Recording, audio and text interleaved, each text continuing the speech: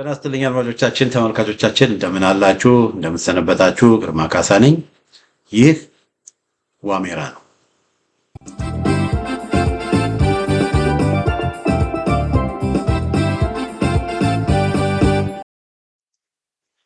በዛሬው የዋሜራ መርሃ ግብራችን 5.6 ሚሊዮን ብር በቂ አይደለም በሚል ርዕስ ስር አንድ ዝግጅት ይዤላችሁ ያለው ስለምንድን ነው የምታወራው የሚል መቼም ጥያቄ ባይኖራችሁ ሊኖር ይችላል።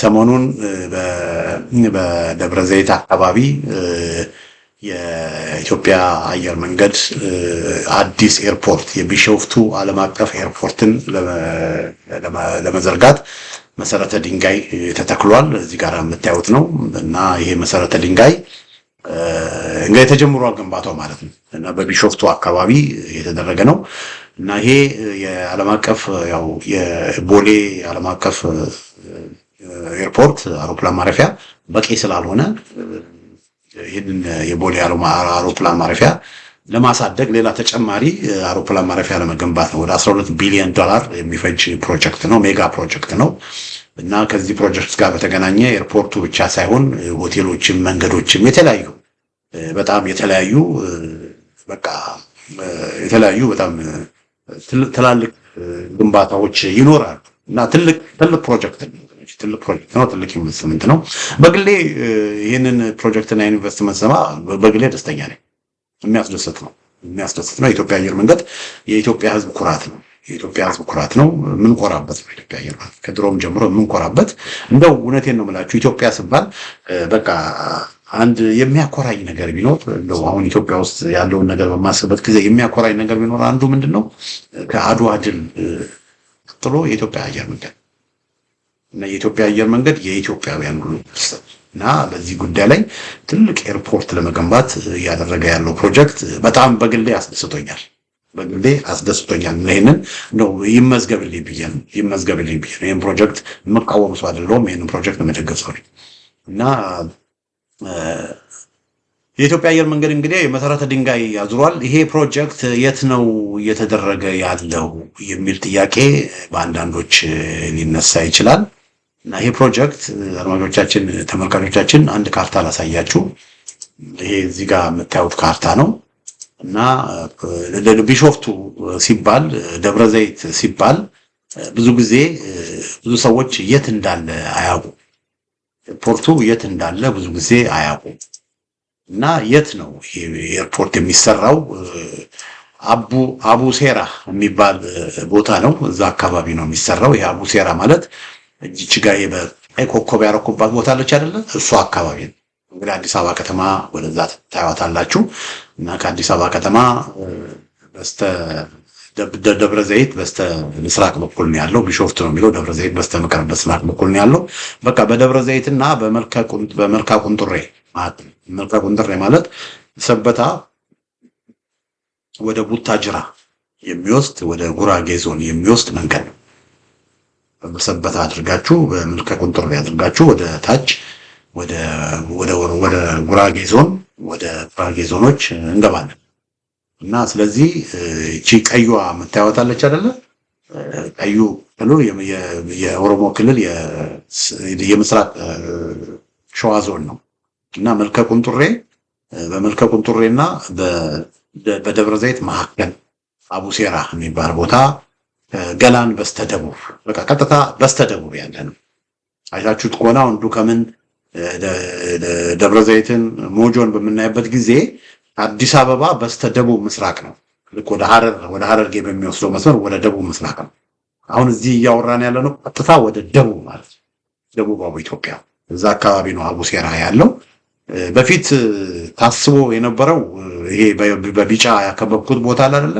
በቢጫ ያከበብኩት ቦታ ቴፍኪ አካባቢ ነበር የታሰበው እና አሁን ከቴፍኪ አካባቢ እንግዲህ ምክንያቱ በምን እንደሆነ አላውቅም ወደ አቡሴራ አካባቢ ወደዚህ አካባቢ ነው እንግዲህ ኤርፖርቱ የሚሰራው እና እዚህ ጋር የምናየው ምንድነው እንግዲህ እዛ አካባቢ የቦሌ አውሮፕላን ማረፊያ አዲስ አበባ ጋር በአረንጓዴ ያለችው ቦታ አለች። ቦሌ አውሮፕላን ማረፊያ ነው፣ ዓለም አቀፍ አውሮፕላን ማረፊያ ነው እና ደብረ ዘይት ደግሞ ያው ኤርፎርስ ያለበት አውሮፕላን ማረፊያ ነው። ያው የኤርፎርስ የአየር ኃይል ጀቶች የአየር ኃይል እንትኖች የሚያርፉበት ቦታ ማለት ነው። አሁን ይሄ እዚህ ጋራ በቀይ ያለው ጋራ የሚሰራው እንግዲህ ከአፍሪካ ትልቁ ኤርፖርት ተብሎ የሚቆጠር ኤርፖርት ነው እዚህ አካባቢ የሚሰራው እና ይሄ ነው እንግዲህ ያው የመሰረተ ድንጋዩ ይፋ ተደርጓል። አድማጮቻችን፣ ተመልካቾቻችን መሰረተ ድንጋዩ ይፋ ተደርጓል። እንግዲህ ለዛሬ ላቀርብላችሁ ፈልገው ያንን አስመልክቶ እንዳልኩት የዚህ ፕሮጀክት ምኖር እኔ በግሌ የምደግፈው ነው። በግሌ ደስ ያሰኘኝ ነገር ነው።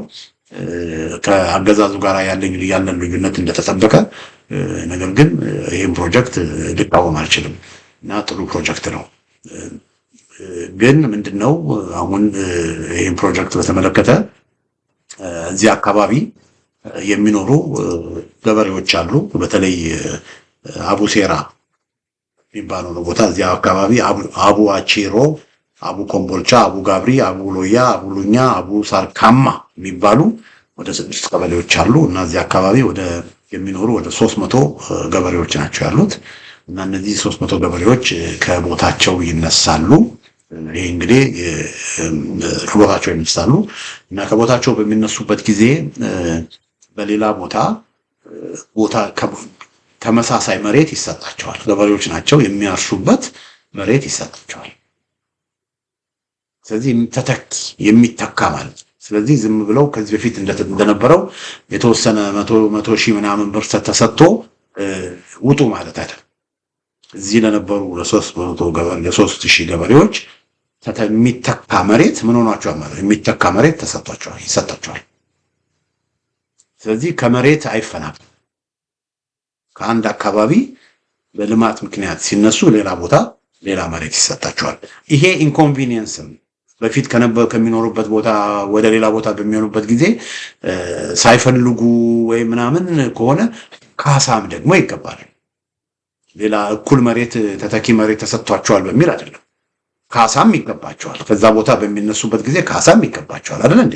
ካሳ ሲገባቸው አሁን 17 ቢሊዮን ብር አማርጬ 17 ቢሊዮን ብር ለካሳ መጥቷል። ያ ማለት ምንድነው? ለ3000 ገበሬዎች 17 ቢሊዮን ብር ከተመደበ እያንዳንዳቸው ገበሬዎች 5.6 ሚሊዮን ብር ይሰጣቸዋል ማለት ነው። እንግዲህ ተመልከቱ፣ 5.6 ሚሊዮን ብር ይሰጠዋል አንድ ገበሬ። በተጨማሪ ደግሞ በካሬ ሜትር ያርስበት የነበረውን መሬት እኩል በሌላ ቦታም ደግሞ መሬት ይሰጣል እና ይሄ በጣም ጀነረስ የሆነ ካሳ። አዲስ አበባ ውስጥ ከቤታቸው የተፈናቀሉ በጣም በርካታ የአዲስ አበባ ልጆች አሉ። በርካታ የአዲስ አበባ ነዋሪዎች ተፈናቅለው ወደ ሌላ ቦታ የተወሰዱ፣ ኮንቪኒየንት የሆነ ቦታ፣ ለከተማ ቅርብ የሆነ ቦታ ወስደው ወደ ዳር ገፍተው ብዙዎቹን ሲያስወጧቸው ካሳ አልተሰጣቸው። ለአዲስ አበባ ከተማ ተፈናቃዮች ለኮሪዶር ለልማት ተብሎ ሲፈናቀሉ ካሳ አልተሰጣቸው። ተለዋጭ ቤት ነው የተሰጣቸው።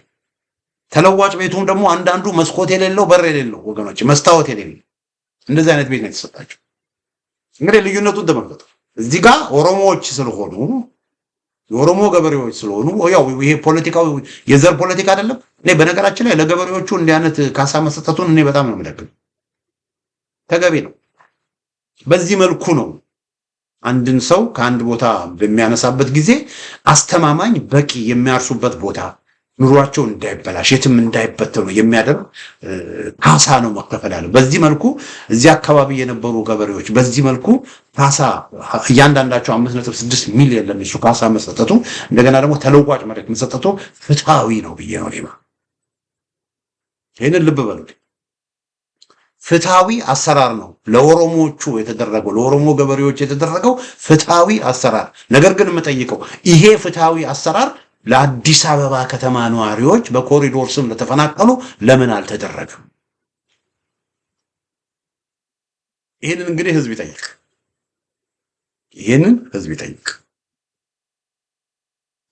ኦሮሞ ለምን ተጠቀመ እያልኩ አይደለም፣ ግን ኦሮሞ እንደተጠቀመው ሌላውም ለምን አይጠቀምም? ለኦሮሞ ፍትሃዊ አሰራር እንደተደረገለት ለሌላውም ፍትሃዊ አሰራር ለምን አይደረግለትም? የኦሮሞ ገበሬዎች በዚህ መልኩ ከቦታቸው ተፈናቀሉ ተብሎ ተጨማሪ እኩል መሬት ተተኪ መሬት ተሰጥቷቸው 5.6 ሚሊዮን ብር ካሳ ሲከፈላቸው ለኢንኮንቪኒየንስ በቃ ከአንድ ቦታ ወደ አንድ ቦታ በመንቀሳቀሳቸው 5.6 ሚሊዮን ብር ሲከፈላቸው የአዲስ አበባ ነዋሪዎች ካሳንቺስ፣ ጨርቆስ፣ ኮልፌ፣ ፒያሳ፣ ለጋር ያሉ ነዋሪዎች ወደ ሌላ ቦታ በሚሄዱበት ጊዜ ለምንድን ነው ካሳ አልተከፈላቸው? ያው ተለዋጭ ቤት ተሰጣቸው እንጂ ካሳ አልተከፈላቸው። እና ይሄንን እንደው በጥያቄ ምልክት ውስጥ ላስገባ። ያሁን ያለው አገዛዝ ዘረኛ አገዛዝ፣ ክፉ አገዛዝ እንደሆነ በዚህ ማየት እንችላለን። እንግዲህ ይሄ ነው ያለው ሁኔታ፣ ይሄ ነው አድማጮቼ፣ ተመልካቾቼ። ከዚህ በኋላ ምንድነው የኦሮሞ ፖለቲከኞች ያው እኔ እነዚህ ኦነጎች የሚባሉትና ኦፌኮ የሚባሉትን እንደው ይገርሙኛል።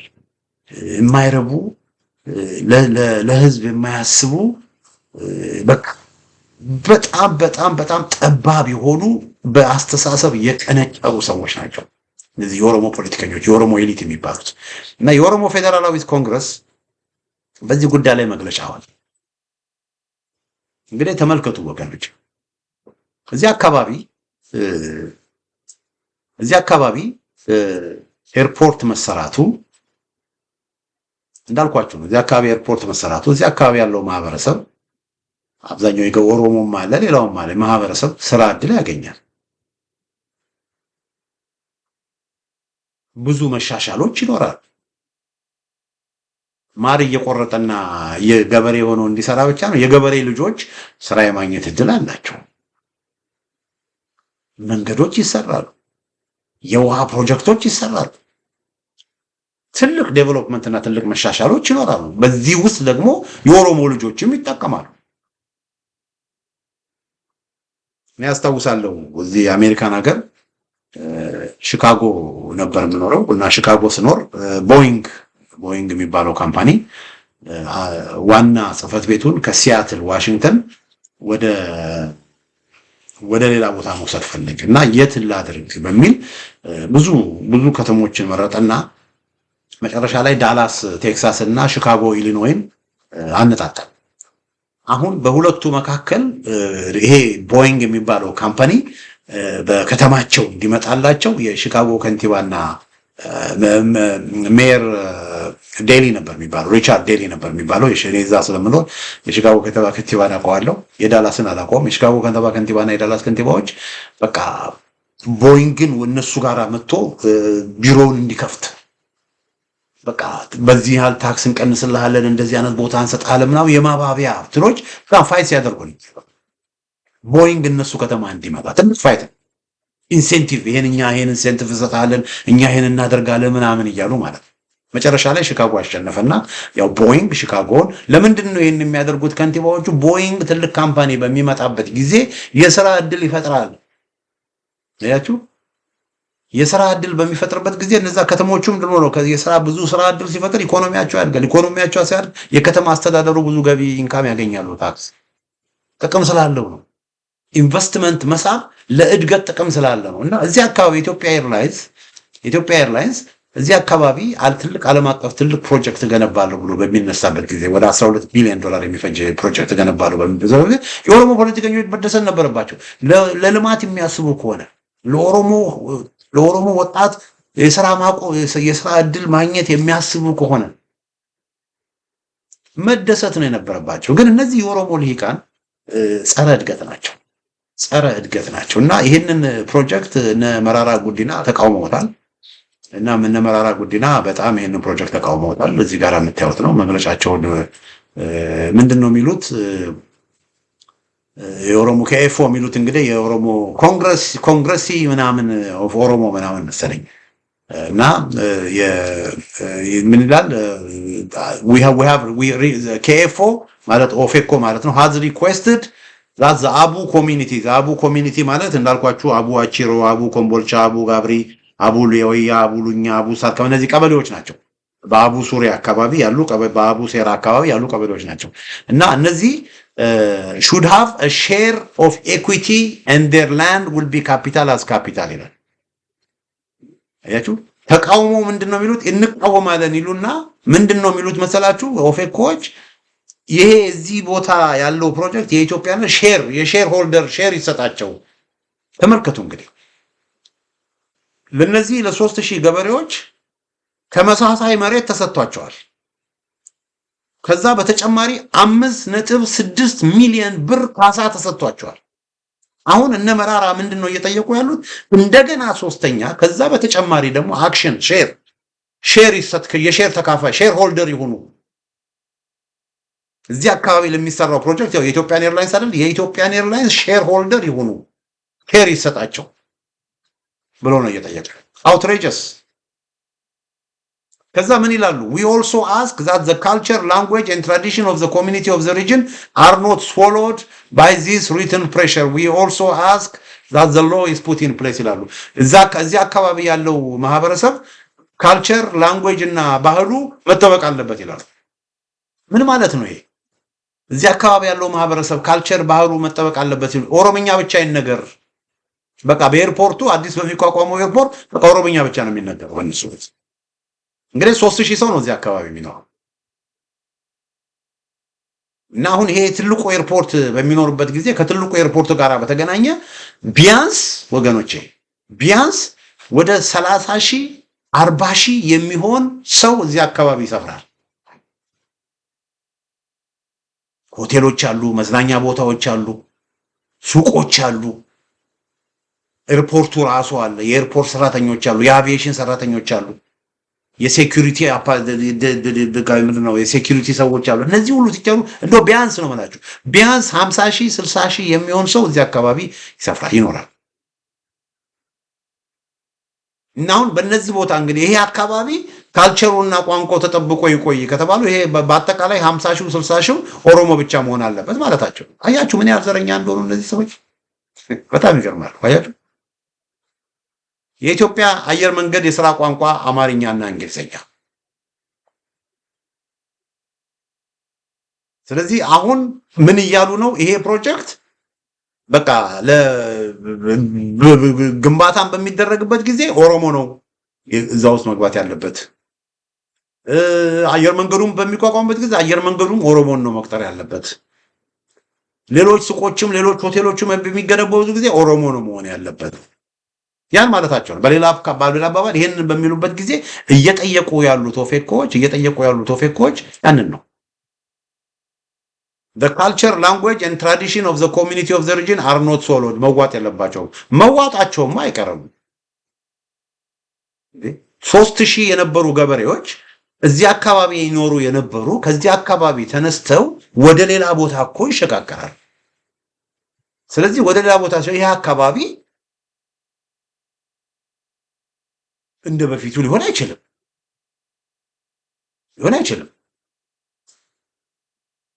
እነዚህ ኦሮምኛ ተናጋሪዎች ኦሮሞዎች እዚህ አካባቢ ያሉት ወደ ሌላ ቦታ እኮ ሪሴትላር ያደርጋሉ።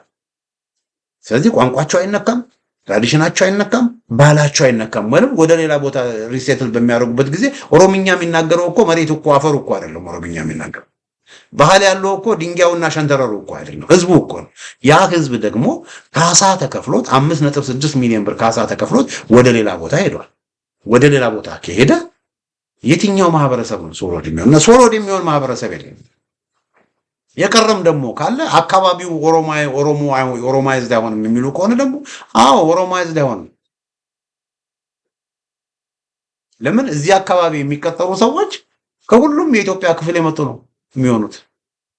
ከናዝሬት፣ ከአዲስ አበባ፣ ከተለያየ ቦታ የመጡ ሰዎች ይቀጠራሉ። በቃ ብቃት ያላቸው ሰዎች ይቀጠራሉ። እዚህ አካባቢ የሚኖሩ ኮንትራክተሮች ደግሞ ካሉ ኮንትራክተሮችን የሚወስዱት ከተለያየ ቦታ ያሉ ኢንቨስተሮች ኮንትራክተር ሆነው ይሰራሉ። ስለዚህ ከተለያየ ቦታ ነው ማህበረሰቡ የሚመጣው። ከተለያየ ቦታ ደግሞ ማህበረሰቡ ሲመጣ እያንዳንዱ ማህበረሰብ ደግሞ እርስ በርስ የሚግባባው ኦፍ ኮርስ በአማርኛ ነው። ስለዚህ ይሄ አካባቢ አማርኛ ተናጋሪ አካባቢ ነው የሚሆነው። ወደዱም ጠሉ። እንግዲህ የጠሉት ይሄንን ነው ወገኖች። አያችሁ እድገቱን አይደለም የጠሉት፣ ኢንቨስትመንቱን አይደለም የጠሉት። የጠሉት ይሄ አካባቢ አማርኛ ተናጋሪ ይበዛበታል። በቃ በዚህ ፕሮጀክት ምክንያት ይሄ አካባቢ አማርኛ ተናጋሪ ይበዛበታል በሚል ስሌት ብቻ ነው ይሄንን ፕሮጀክት የተቃወሙት። ስለዚህ አማርኛ ተናጋሪ ብቻ ስለሆነ የሚበዛው አማርኛ ተናጋሪ እንዳይሆን እዚህ አካባቢ ያለው ማህበረሰብ ቋንቋው ባህሉ መጠበቅ አለበት ይላሉ። የሌለ ማህበረሰብ ኦልሬዲ እኮ ሪሴትል ያደረገ ማህበረሰብ ስለዚህ ካሳ ተከፍሎት ሪሴትል ያደረገ ማህበረሰብ በቃ መሬቱና አፈሩ ኦሮምኛ ይናገር እያሉ ነው እነዚህ ሰዎች።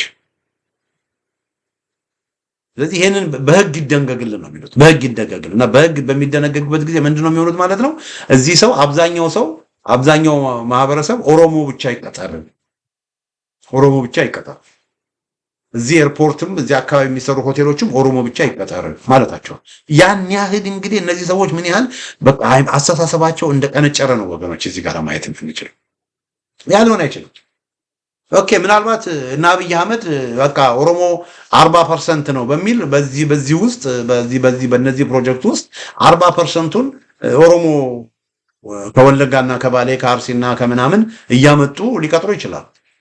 በኮታ ብለው ያው ገባች አብዛኛው 40% ኦሮሞ መሆን አለበት ብለው ያው ስልጣን ላይ ያሉት እነሱ ስለሆኑ ብቃት ባይኖራቸውም ችሎታ ባይኖራቸውም በኮታ ችሎታ የሌላቸውን ዕውቀት የሌላቸውን ሰዎች አምጥተው በግድ እንዲቀጠሩ ሊያደርጉ ይችላል።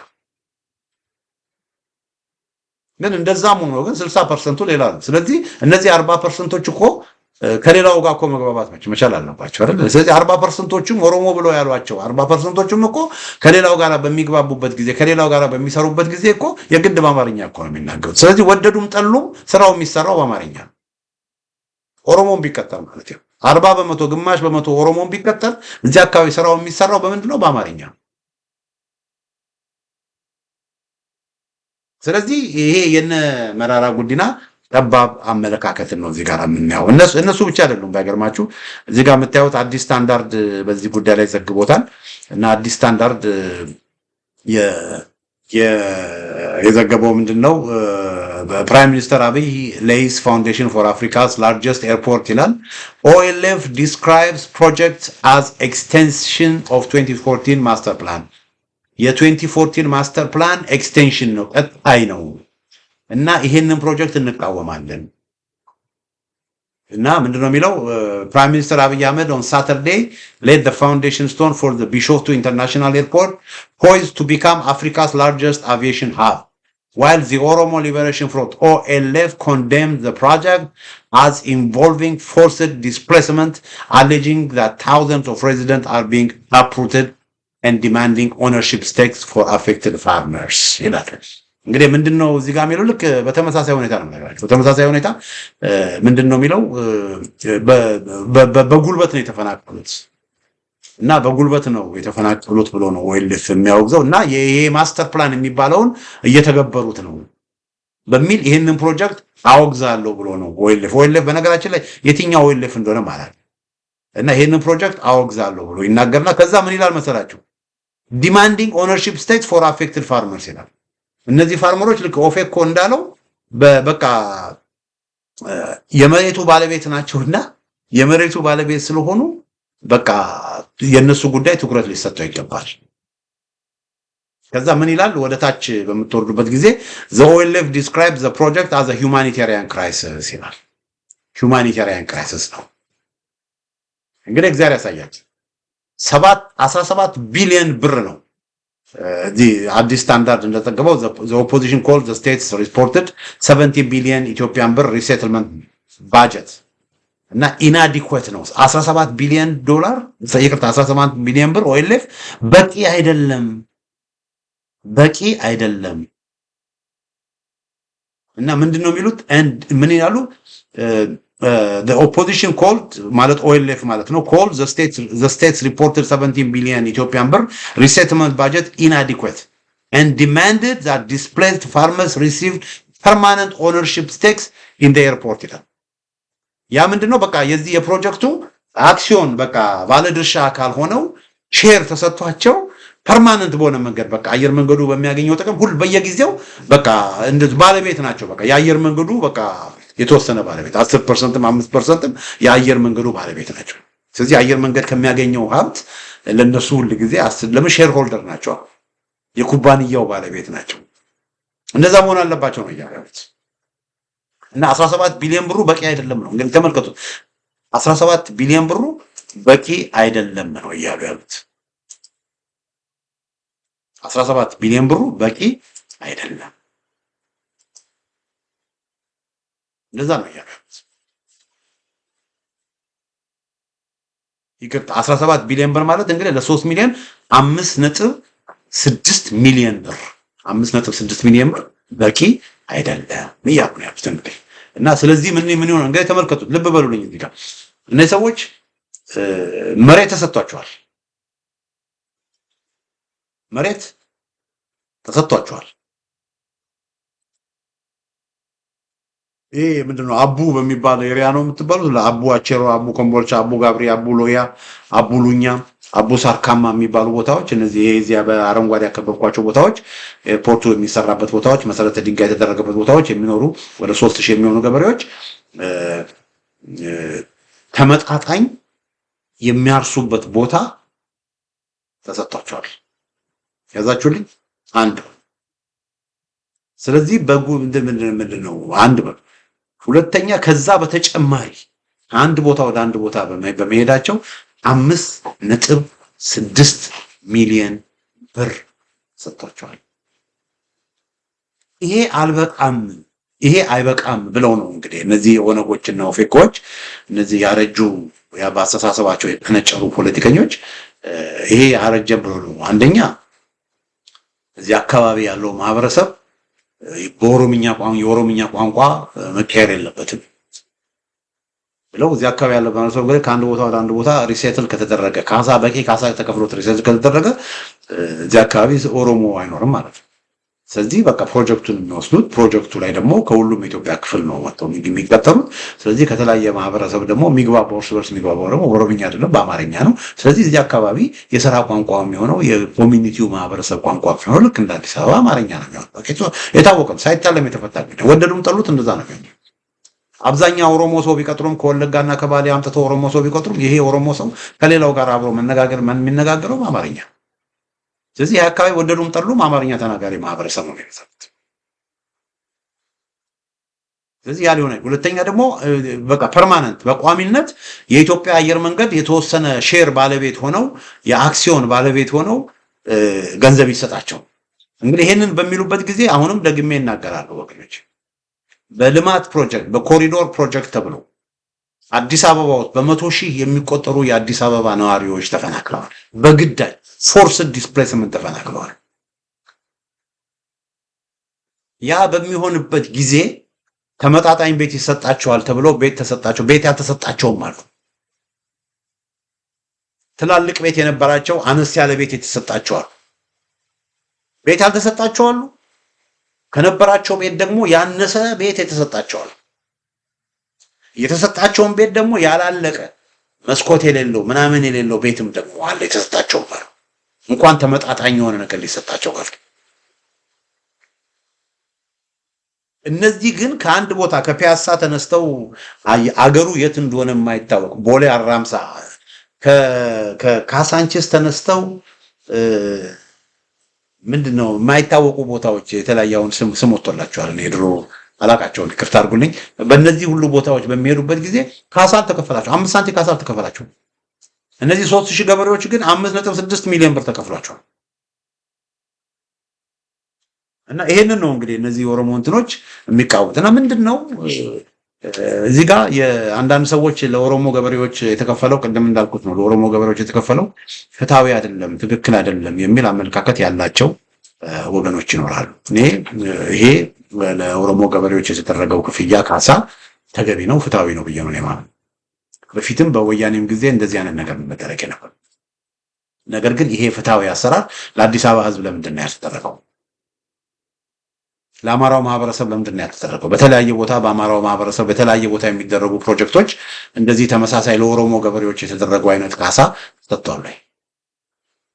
ስለዚህ ይሄ አሁን ያለው አገዛዝ በቃ አንድን ጎሳ ብቻ ከፍ ለማድረግ የሚሰራ ዘረኛ አገዛዝ መሆኑን በዚህ እናያለን። ኦሮሞ በመጠቀሙ ደስተኞች ነን። ነገር ግን ለኦሮሞ የሚሰጠው ክብር ለምንድን ነው ለሌላው ማህበረሰብ የማይሰጠው? ለኦሮሞ የሚሰጠው ጥቅም ለምንድን ነው ለሌላው ማህበረሰብ የማይሰጠው? ይህንን እንጠይቃለን።